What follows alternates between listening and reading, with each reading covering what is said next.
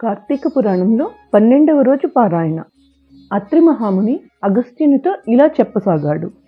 అగస్త్య, కార్తీక మాసంలో శుక్లద్వాదశిని హరిబోధిని అంటారు. ఆ ఒక్క పర్వతిథి వ్రతాచరణం చేస్తే అన్ని తీర్థాలలోనూ స్నానం చేసిన, అన్ని విధాలైన యజ్ఞాలను ఆచరించిన పుణ్యం ప్రాప్తిస్తుంది. విష్ణువు పట్ల, ఏకాదశి పట్ల భక్తిని కలిగిస్తుంది. సూర్య చంద్ర గ్రహణ పర్వాల కంటే గొప్పది, ఏకాదశి కంటే 100 రెట్లు మహిమాన్వితమైనది అయిన ఈ ద్వాదశి నాడు ఏ పుణ్యం చేసినా లేక పాపం చేసినా అది 1,000,000 రెట్లుగా మారుతుంది. అంటే ద్వాదశి నాడు ఒకరికి అన్నదానం చేస్తే 1,000,000 మందికి అన్నదానం చేసిన పుణ్యం. అలాగే ఒక్క మెతుకు దొంగిలించిన 1,000,000 మెతుకులు దొంగిలించిన పాపం కలుగుతాయి. ఒకవేళ ఏ రోజుకైనా ద్వాదశి ఘడియలు తక్కువగా ఉన్న పక్షంలో ఆ స్వల్ప సమయమైనా సరే పారణకు ఉపయోగించాలే గాని ద్వాదశి తిథి దాటిన తర్వాత మాత్రం పారణ పనికిరాదు. పుణ్యాన్ని కోరే వారెవరైనా సరే ఏ నియమాన్నైనా అతిక్రమించవచ్చును, కానీ ద్వాదశి పారణను మాత్రం మానివేయకూడదు. ఏకాదశి తిథి నాడు ఉపవాసం ఉండి మరుసటి రోజైన ద్వాదశి నాడు తిథి దాటిపోకుండా పారాయణ చేయాలి. అందువలన కలిగే పుణ్యాన్ని శ్రీహరి మాత్రమే చెప్పగలడు. ఇందుకు అంబరీషుని కథే ఉదాహరణ. ద్వాదశి వ్రతాచరణ తత్పరుడు పరమ భాగవతోత్తమ అంబరీషుడనే మహారాజు ఒకానొక కార్తీక శుద్ధ ఏకాదశి నాడు ఉపవాసం ఉండి మరునాడు ద్వాదశి ఘడియలు స్వల్పంగా ఉన్న కారణంగా తిథి దాటకుండానే పారణ చేయాలని నిశ్చయించుకున్నాడు. అదే సమయానికి దూర్వాస మహర్షి వచ్చి ఆనాటి ఆతిథ్యంలో తనకి కూడా భోజనం పెట్టవలసిందిగా కోరాడు. అంబరీషుడు ఆయనని ద్వాదశి పారణకు ఆహ్వానించాడు. తక్షణమే దుర్వాసుడు స్నానానుష్ఠానాలు పూర్తి చేసుకుని వస్తాను అని నదికి వెళ్ళాడు. అలా వెళ్ళిన ఋషి ఎంతసేపటికి తిరిగి రాకపోవడంతో అంబరీషుడు చాలా ఆతృత పడతాడు. ఆ రోజున ద్వాదశి ఘడియలు స్వల్పంగా ఉన్నాయి. కాలాతిక్రమణం కూడా కాకుండా పారణ చేసి తీరాలి. రెండో వైపు అతిథి వచ్చే వరకు ఆగడం గృహస్థ ధర్మం, దానిని కూడా వదలలేడు. ద్వాదశి దాటకుండా పారణ చేయడం ఈ వ్రతస్థ ధర్మం, దీనిని కూడా వదులుకోలేడు. అదీగాక ద్వాదశి వ్రతాన్ని ఒక్కసారి ఉల్లంఘించినవాడు విష్ణు భక్తిని విసర్జించినవాడు అవుతాడు. ఏకాదశి నాడు ఉపవాసం చేయకపోతే ఎంత పాపం కలుగుతుందో ద్వాదశి నాడు పారణ చేయకపోతే అంతకు రెట్టింపు పాపం కలుగుతుంది. అంతేకాకుండా ఒక్క ద్వాదశి పారణ అతిక్రమణ వలన ఆనాటి వ్రతఫలంతో పాటుగానే అంతకు పూర్వం చేసిన 12 ద్వాదశి పారణల మహాపుణ్యం కూడా హరించుకుపోతుంది. జన్మ జన్మాంతర పుణ్యబలం క్షీణిస్తుంది. అన్నిటికన్నా ముఖ్యంగా ద్వాదశి వ్రత అతిక్రమణం వలన విష్ణు విరోధ భీతి ఏర్పడుతుంది.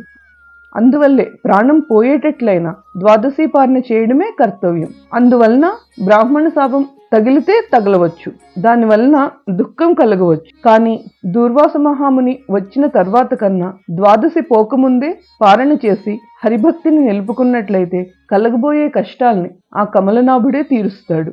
ఇలా తన మనసులో ఒక నిర్ణయానికి వచ్చి కూడా ధర్మవర్తనుడైన అంబరీషుడు ద్వాదశి పారణార్థం తనకు కలిగిన ధర్మ సందేహాన్ని అక్కడ ఉన్న వేద విధులైన బ్రాహ్మణులకు తెలియజేశాడు. అంబరీషుని సమస్యను విన్న వేదస్వరూపులైన ఆ బ్రాహ్మణులు క్షణాల మీద తాము చదివిన శృతి స్మృతి శాస్త్ర పురాణాలు అన్నింటినీ మననం చేసుకుని, మహారాజా, సర్వేశ్వరుడైన భగవంతుడు సమస్త జీవులందు జఠరాగ్ని ఆకలి రూపంలో ప్రక్షిప్తమై ఉన్నాడు.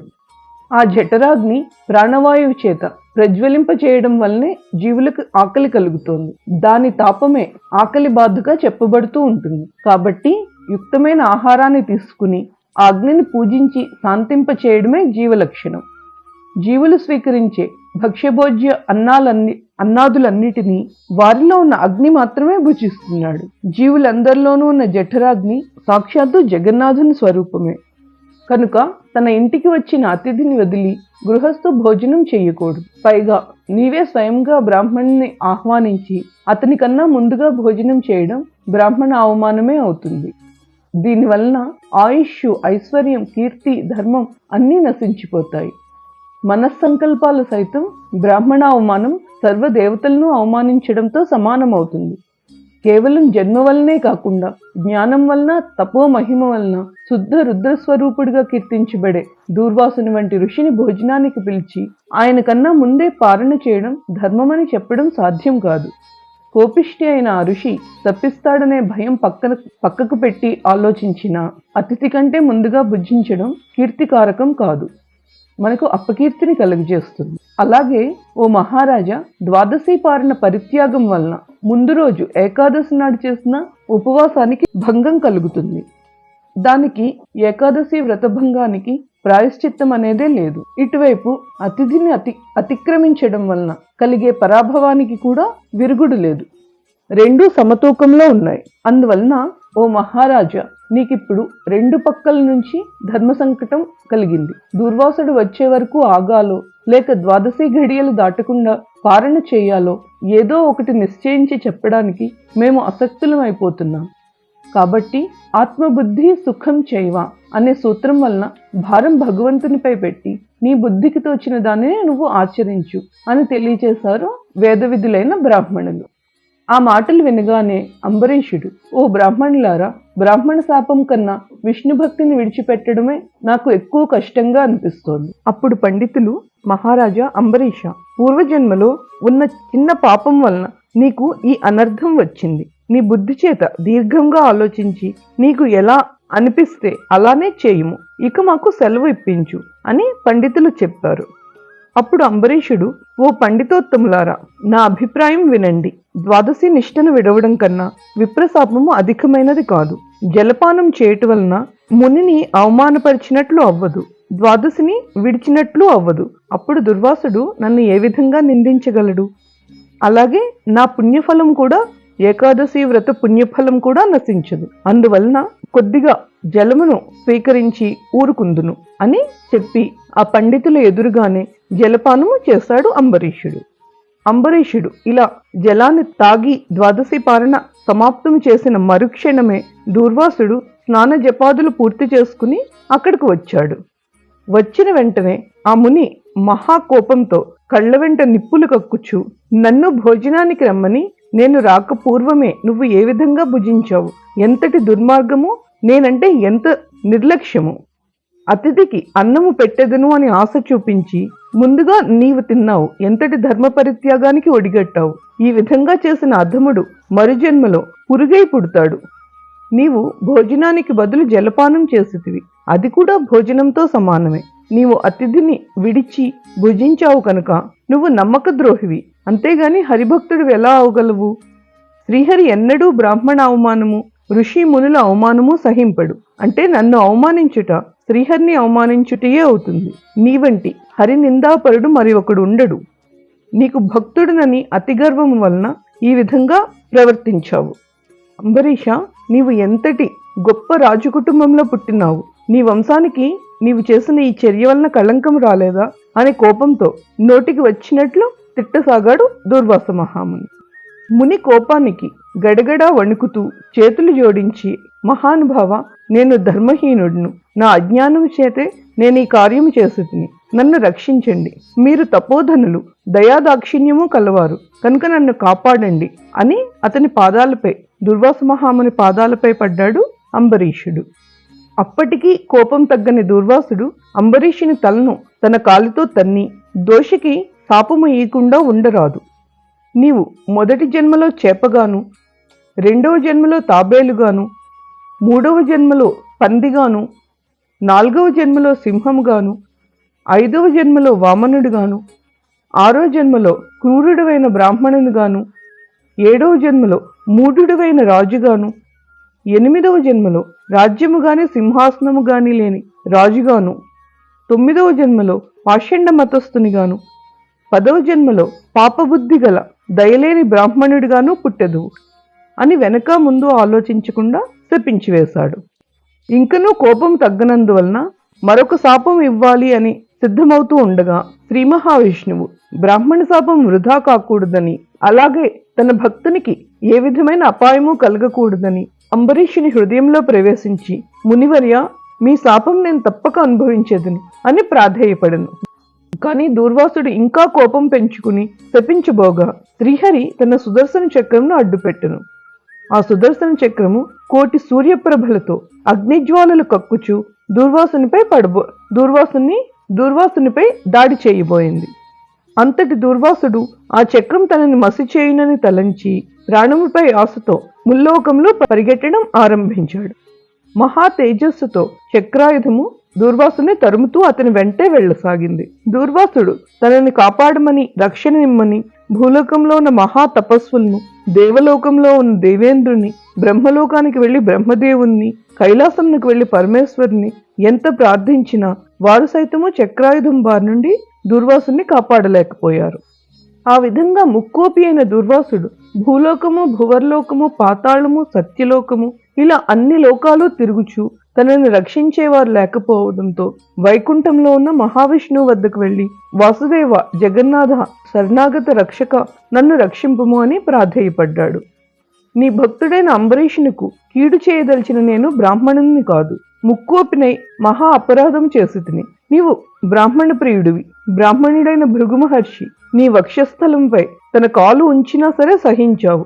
అదేవిధంగా ప్రశాంత చిత్తుడివై అతనిని రక్షించినట్లే కోపంతో నీ భక్తునికి శాపమిచ్చిన నన్ను కూడా రక్షించు. శ్రీహరి, నీ చక్రాయుధము నన్ను వధించుటకు నన్ను తరుముతున్నది అని దూర్వాసుడు శ్రీహరిని పరిపరి విధాలుగా ప్రార్థించాడు.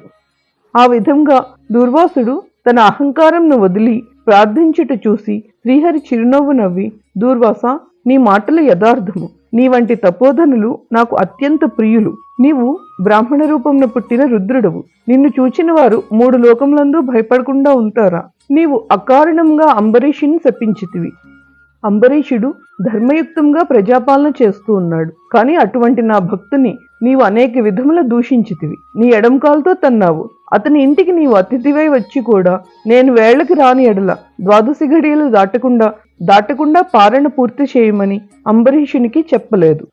అతడు వ్రతభంగంనకు భయపడి నీ రాకకై చూసి కేవలం నీటిని మాత్రమే తీసుకున్నాడు. అంతకంటే అతడు చేసిన అపరాధం ఏమీ లేదు. భూమిపై భోజన నిషిద్ధ దినములందు కూడా దాహశాంతికి, పవిత్రతకు జలపానము చేయదగిందే కదా. జలపానం అనర్చినంత మాత్రాన నా భక్తుని నువ్వు దూషించి శపించావు.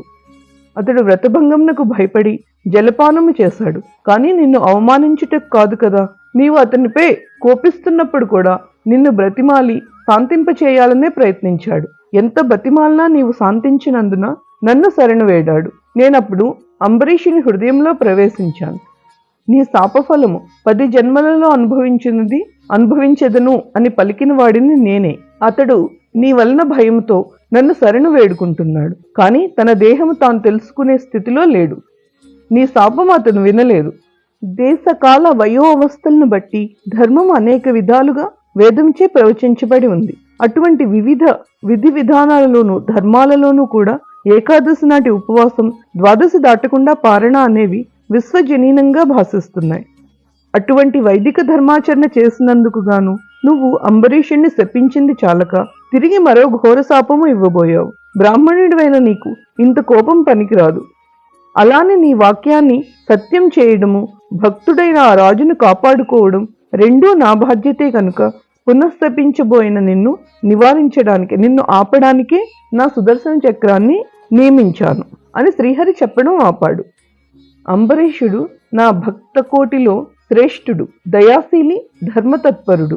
అతనిని అకారణంగా దూషించావు, నిష్కారణంగా శపించావు. కానీ విచారించవలదు. ఆ శాపమును లోకోపకారానికై నేనే అనుభవించెదను. అదెట్లానైనా నీ శాపంలోనే మొదటి జన్మ మత్స్య జన్మ. నేను ఈ కల్పమున మనువును రక్షించే నిమిత్తం సోమకుడనే రాక్షసుని చంపుటకు మత్స్యావతారం ఎత్తెదను. మరికొంత కాలమునకు దేవదానవులు క్షీరసాగరమును మదించుటకు మందర పర్వతమును కవ్వంగా చేయుదురు. ఆ పర్వతము నీటిలో మునగకుండా కూర్మ రూపమున నా వీపును మోసెదను. వరాహ జన్మమెత్తి హిరణ్యాక్షుణ్ణి, నరసింహ జన్మమెత్తి హిరణ్యకశ్యపుణ్ణి చంపి ప్రహ్లాదును రక్షించెదను. బలిచే స్వర్గం నుండి పారద్రోలబడిన ఇంద్రునకు తిరిగి స్వర్గం అప్పగించుటకు వామన రూపమెత్తి బలిచక్రవర్తిని పాతాళ లోకమునకు త్రొక్కివేయుదును.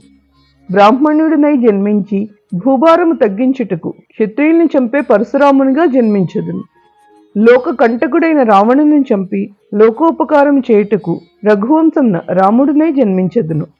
పిదప యదువంశమున శ్రీకృష్ణునిగాను, కలియుగమున బుద్ధుడుగాను, కలియుగాంతమున విష్ణుచిత్తుడను విప్రుని ఇంట కల్కి అని పేరున జన్మించి అశ్వారూఢుడనే పరిభ్రమించుచు బ్రహ్మద్వేషులందరినూ మట్టుబెట్టెదను. నీవు అంబరీషునకు శాపరూపంనిచ్చిన 10 జన్మలను ఈ విధంగా నేను పూర్తి చేసెదను. ఇట్లు నా దశావతారములను సదా స్మరించు వారికి సమస్త పాపములు హరింపజేసి వైకుంఠ ప్రాప్తిని ఒసగదను. ఈ విధంగా స్కాంద పురాణాంతర్గతమైన వశిష్ఠ ప్రోక్త కార్తీక మాహత్య మందలి 12వ రోజు పారాయణ ముగుస్తుంది. ఈ వీడియో ఇన్ఫర్మేటివ్గా అనిపిస్తే ఇలాంటి మరిన్ని వీడియోస్ కోసం సింపుల్ స్తోత్రాన్ని సబ్స్క్రైబ్ చేయండి. లైక్, షేర్, సబ్స్క్రైబ్ చేయడం ద్వారా మన ఛానల్ని సపోర్ట్ చేయండి. మీ సపోర్ట్ మాకెంతో అవసరం. Please like, share and subscribe. Thank you for watching.